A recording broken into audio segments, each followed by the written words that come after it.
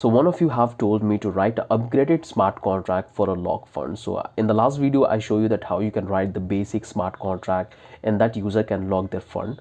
But in this contract, I'll show you that how you can reward the user based on the hold their ether into the contract.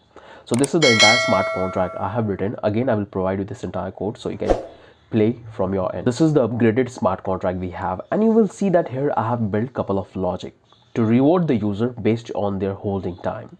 So all I did, again, I'm taking the same variable honor, and here I have taken four mapping. In the first, we are tracking the funds. In the second, we are tracking the timing.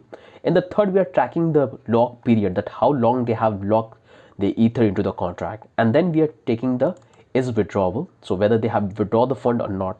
So these are the four mapping we have, and here we have set different variables, the lock durations and the reward. So if someone will lock their ether for 1 day, they will get 1 ether. If they lock their 2 days, they will get 1.5, and if they lock for 3 days, they will get 2 ether.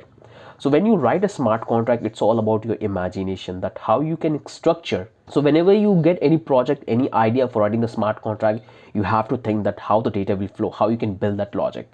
Coding is all about logic. So one of you have asked me this, so that's why I'm making this video once again. So that's the state variable we have. Again, we have the constructor and we have this function. So this is the first function we have called lock fund. In that, we are following the same old way of adding fund into the contract, which I have already explained in the last video. So make sure to check that. So we are checking the value and the period, that how long they want to hold their token. So in the last contract, we take the value only, but here we are taking the period because we want to know that how long they are willing to hold their ether into the contract. And then we are simply updating the variables into our state variable. So that's the first function.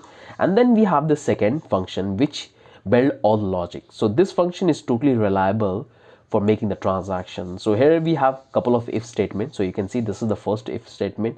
In that we are checking that whether the user have hold the token for 1 day. So if he's hold the token for 1 day, we are seeking simply making the reward from 1 ether. That one. That's what we have here. In the second, if they hold for 2 days, then we are rewarding them this value. The value we have defined 1.5, this much ether. And this is the third one we have. And we are rewarding 2 ether into this. Once the transaction get fulfilled, we are simply destroying the data from the state variable. So that's pretty simple. You don't need to be master for building these kind of logic into the contract. As I told you in the last video, it's all depend that what you want to add into your smart contract, what kind of application you want to build, what product and service you want to provide with the smart contract. So it's all about thinking, it's all about your needs, it's all about your way of building contracts, the industry requirement, the project you have. Okay, so think around that. The most important thing is that before you write any smart contract, before you build any project, sit and think for at least 5 minutes. Try to understand and observe that what you want to build. This is not that difficult. You can easily able to build that, come up with this logic.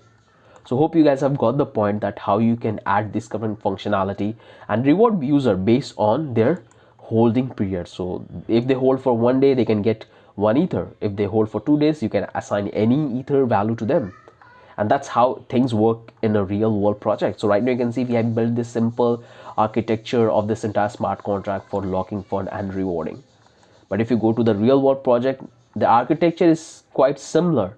They will add more variables into this. They will take more data. They will assign more data to this and more functionality.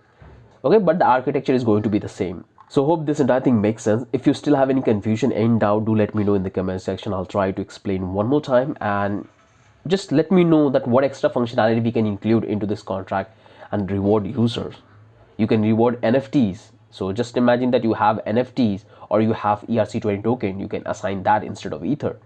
And that's what happened most of the time. So if you go to any Web3 applications and if you buy their service, if you spend time on their application, that's happened most of the time in the gaming field.